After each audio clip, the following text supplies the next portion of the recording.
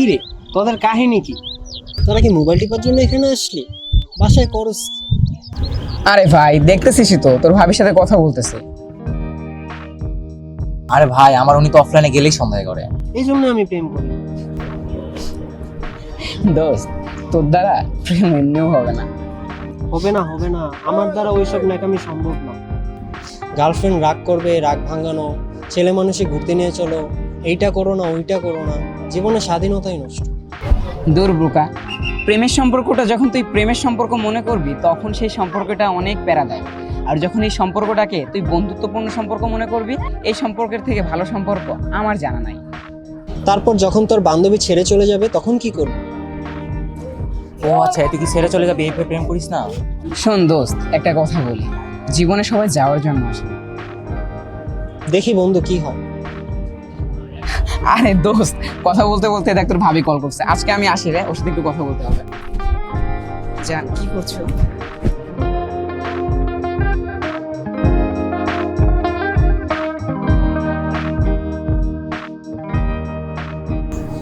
ফারদিন আর সুজন তো ওদের গার্লফ্রেন্ড নিয়ে ব্যস্ত, আমি আর কি করি?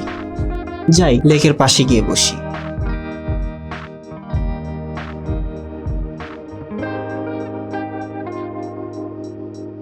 বেবি, আমার আম্মুটা ছোট্ট বাচ্চা, চলো আমরা এখানে যে বসি, ঠিক আছে? তারপর তোমার সাথে অনেক গল্প করব। তুমি কেন রাগ করে আছো আমার উপরে? আমার দিকে তাকাও, মাম্মির দিকে তাকাও, তুমি কেন রাগ করে আছো বেবি? মেয়েটা কার সাথে কথা বলছে? আমার দিকে তাকাও ছোট বেবি। আচ্ছা, আপনি কার সাথে কথা বলছেন? কেন আপনি চোখে দেখতে পান না? আমি আমার বাচ্চার সাথে কথা বলছি। কিছু মনে না করলে আপনার পাশে বসতে পারি? হ্যাঁ বসেন। তা আপনার বাচ্চাটার নাম কি? লিও। তুমি কেন রাগ করেছো আমার আম্মু? রাগ করে আছে কেন?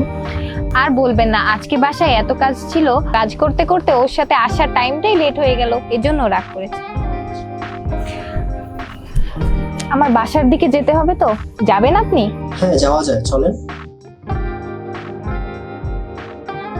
আচ্ছা, লিওর বাবা কোথায়? আমার বিয়ে হয়নি, আমি সিঙ্গেল। সন্ধ্যা হয়ে যাচ্ছে, আমার বাসায় যেতে হবে। আচ্ছা আমি তাহলে চলে যাই আজকে। আচ্ছা ঠিক আছে। আচ্ছা, আপনি আবার কবে আসবেন? আমি প্রত্যেকদিন বিকাল 4টার সময় এখানে আসি। আচ্ছা, বিকাল 4টা। এই যে আম্মু, আমরা যাচ্ছি তোমার ফেভারিট প্লেসে। তুমি অনেক খুশি তাই না? প্রত্যেকদিন বিকাল এখানে আসি তোমার সাথে।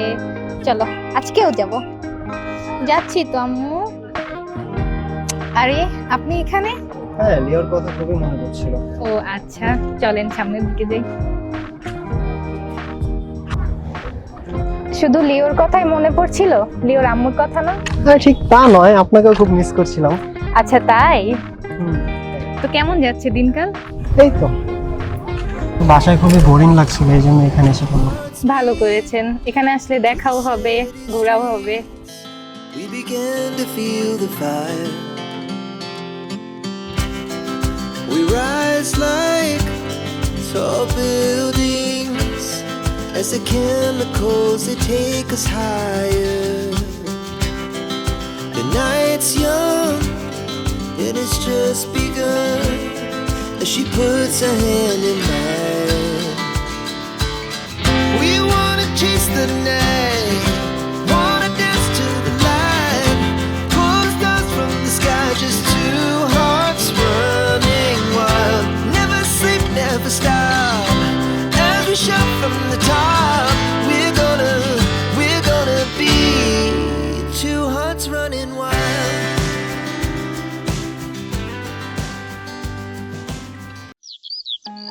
কি রে দোস্ত, কি অবস্থা, কেমন আছিস? এই তো দোস্ত, আলহামদুলিল্লাহ। আচ্ছা দোস্ত, তোকে না একটা কথা বলার ছিল। কি বলবি বল। আমি না একজনের মায়ায় পড়েছি, রাত নেই দিন নেই, শুধু তার কথাই মনে পড়ে। তবে কি এটাই ভালোবাসা? আরে দোস্ত, এটা তো মাত্র শুরু, কয়েকটা দিন যাক, এরপর দেখবি তার সাথে তুই চলতে পারতেছিস না, ঘুরতে পারতেছিস না। এটাই হচ্ছে ভালোবাসা, বুঝছিস? অনেক না আমাদের নিয়ে হাসাহাসি করতিস, আমরা আমাদের গার্লফ্রেন্ড নিয়ে পড়ে থাকি, এখন এটা তো তুইও বুঝলি তাই না?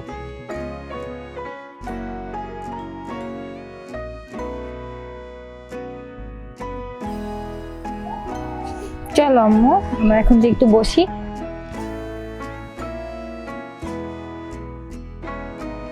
বেবি, তুমি আজকে বসবে না?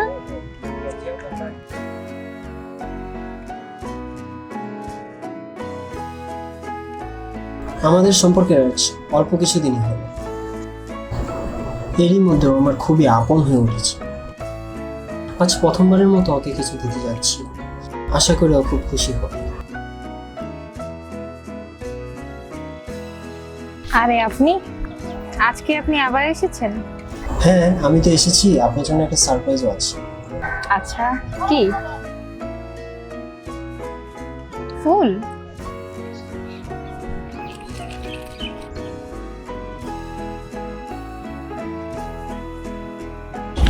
আসলে আপনি আসার পর থেকে না জীবনটাই কেমন বদলে গেছে। মানে? না না, তেমন কিছু না।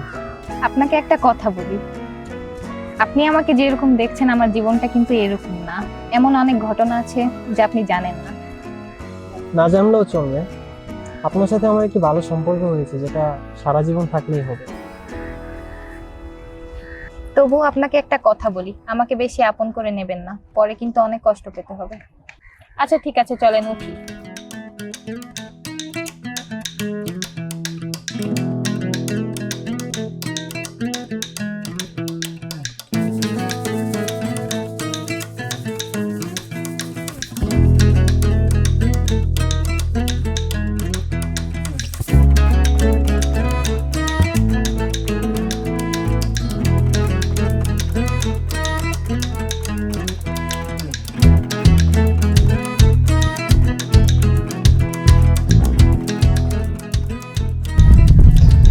বিকেল 4টা তো বেজে গেল, সে এখন এলো না কেন?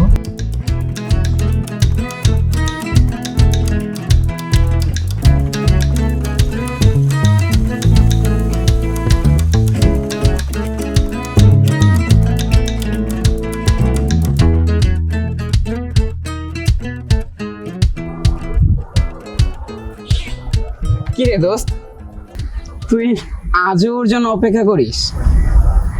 আচ্ছা দোস্ত, ওর কি আমার জীবনে আসা খুবই দরকার ছিল? আমার জীবনটা এভাবে তছনছ না করে দিলেও তো পারতো। একটা কথা বলি শোন, একটা মেয়ে তোর জীবনে আসলো, কিছু সুন্দর সময় উপভোগ করলি, তুই তার মায়ায় পড়ে গেলি, হঠাৎ করে সে তোর জীবন থেকে চলে গেল।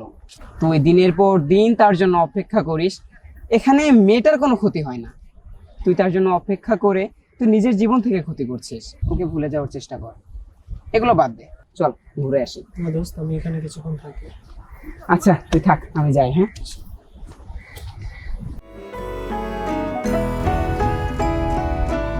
এই সেই জায়গা যেখানে তুমি প্রতিদিন আসতে। তাহলে একটা বছর কেটে গেল, তুমি কেন আসো না?